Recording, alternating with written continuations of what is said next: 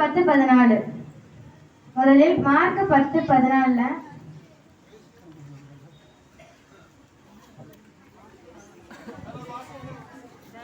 யாராவது வாசிக்கலாம்.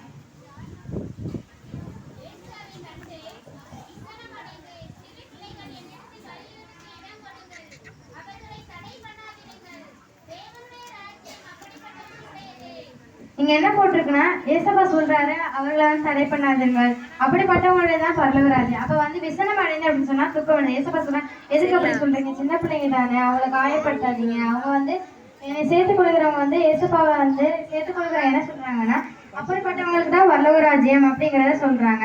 இப்ப சின்ன பிள்ளைங்க யாரு அப்படிங்கிறத நம்ம தெரிஞ்சுக்க போனோம். சின்ன பிள்ளைங்கன்னா யார்? நம்ம கணக்குல அவங்க ஒரு சின்ன பிள்ளைங்க தான். ஆனா பைபிள்ல என்ன சொல்லப்பட்டிருக்குன்னா, சங்கீதம் 127:4 சொல்லுது. சங்கீதம் 127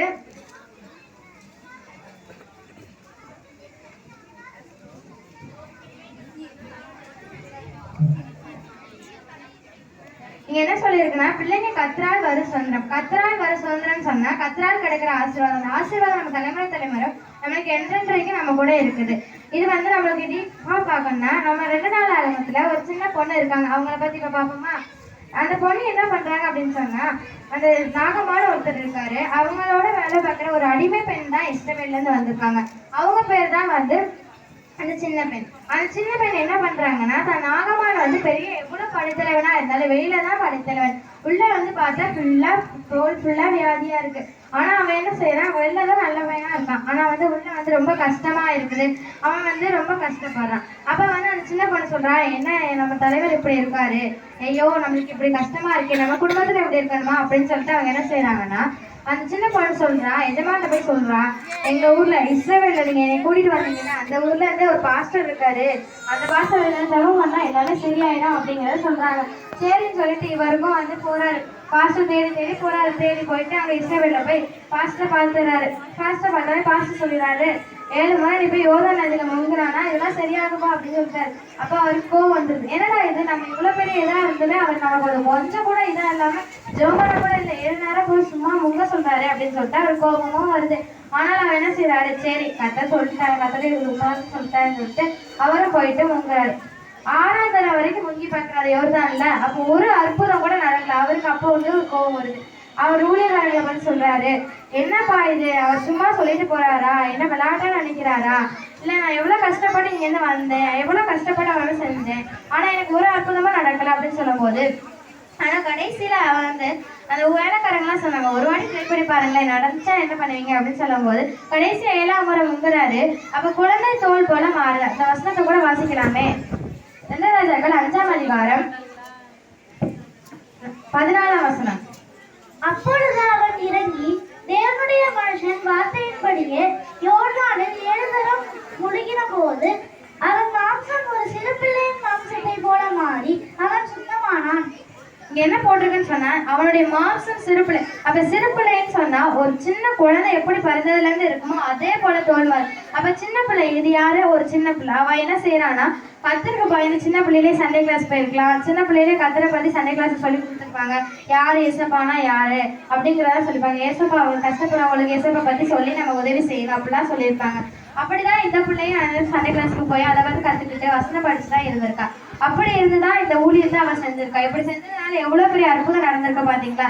சரி, இப்ப வந்து நம்ம ஏசப்பா வந்து நம்ம ஆபத்துல காப்பாத்துலேன்னு சொல்றாங்களே, இதுக்கு 3 கீ இருக்கு தெரியுமா? என்ன கீ தெரியுமா யாருக்காரு? சரி, இப்ப நான் 3 கீ சொல்லித்தரேன். அப்போஸ்தலர் 13:22 எடுங்களேன் எல்லாரும். பின்பு அவர் அவனை தள்ளி தாவீதை அவர்களுக்கு ராஜாவாக ஏற்படுத்தி ஈசாயின் குமாரனாகிய தாவீதை என் இருதயத்துக்கு ஏற்றவனாக கண்டேன், எனக்கு சித்தமானவைகளை எல்லாம் அவன் செய்வான் என்று அவனை குறித்து சாட்சியம் கொடுத்தார்.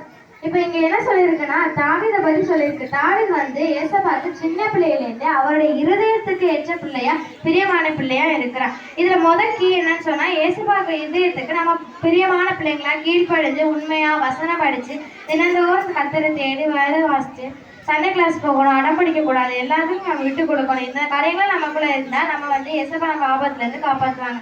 நெக்ஸ்ட் நம்ம இன்னொருத்தரை பத்தி பார்க்கலாம். ஆதியாகமம் 41:43. தன்னுடைய அவனை ஏற்றி தென்னனிட்டு பணியுங்கள் என்று அவனுக்கு முன்பாக கூறுவித்து எகிப்து தேசம் முழுமைக்கும் அவனை அதிகாரியாக்கினான். இங்க என்னன்னா யோசேப்பை பத்தி சொல்லியிருக்காங்க. இங்க வந்து யோசேப்பு எதனால எப்படி இருந்தான்? அவன் வந்து சின்ன வயசுல இருந்தே அவங்க அப்பாவுக்கும் அம்மாவுக்கும் கீழ்ப்படிஞ்சு உண்மையா இருந்தான். அவங்க சகோதரர் என்ன தப்பு செஞ்சாலும் அவங்க அப்பாட சொல்லி கொடுத்து அவங்கள திருத்துறதுக்கு தான் வழி பார்த்தான்.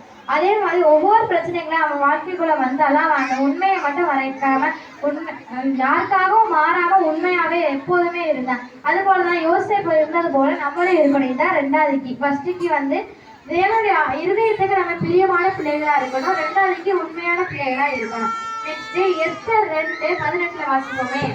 அப்பொழுது ராஜா தன்னுடைய எல்லா பிரபுக்களுக்கும் ஊழியக்காரர்களுக்கும் எஸ்தரின் நிமித்தம் ஒரு பெரிய விருந்து செய்து நாடுகளுக்கு சலங்கரவை உண்டாக்கி ராஜஸ்திரீக்கு தக்க வெகுமானங்களை கொடுத்தான். இங்க என்ன சொல்லியிருக்கா? ஒரு சின்ன ஒருத்தர் தான் சொல்லியிருக்கு. எஸ்தரை பத்தி சொல்லியிருக்கு. இவன் வந்து சின்ன பிள்ளையிலேருந்தே அவங்க அப்பா அம்மா கிடையாது. அவங்க சித்தப்பா வீட்டுல வளர்ந்தாலும் ஏசப்பாக்கு கீழ்ப்படிஞ்சு வளர்ந்தான். அதனால இவன் வந்து 127 நாடுகளுக்குமே ராணியா வாழ்ந்தான்.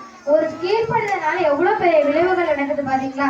இந்த 3 காரியங்கள் நம்ம கிடைக்கிற பலன் என்ன அப்படிங்கறத நம்ம பார்க்கலாம். பிரியம், உண்மை, கீழ்ப்படுற 3 காரியங்கள்ல நமக்கு நடக்கிற பலனை பார்க்கலாம். மத்தேயு 2ஆம் அதிகாரம் 1 வாசிக்கலாம்.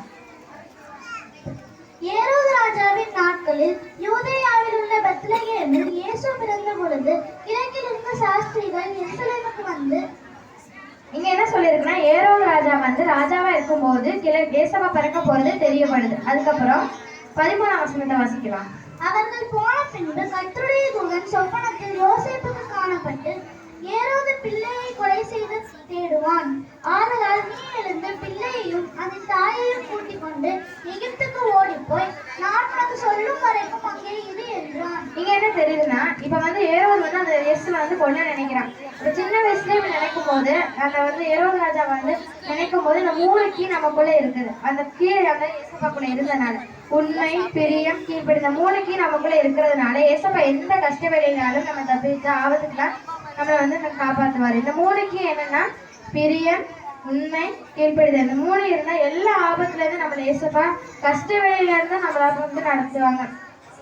இதுக்கு நம்ம என்னென்னலாம் பண்ணணும் அப்படின்னா, நம்ம வந்து யாருக்கும் வெளிப்படுத்தாத காரியங்களை நமக்கு வெளிப்படுத்தும் போது நம்ம வந்து உண்மையா இருக்கணும், கர்த்தருக்கு பிரியமா இருக்கணும். யோசேப்பை போலவும் எஸ்தரை போலவும் நம்ம வந்து இருக்கணும், தாவீதை போல இருக்கணும். உண்மையும் உத்தமமா கண்டேன்னு சொன்னது போல நம்மளும் எப்போதுமே உண்மையா இருக்கணும், கீழ்ப்படிஞ்சு இருக்கணும். இதுக்கெல்லாம் நம்ம செவி கொடுத்து இருந்தோம்னு சொன்னா கர்த்தர் நம்மளை மேன்மேலும் ஆசீர்வதிப்பார். தேங்க்யூ.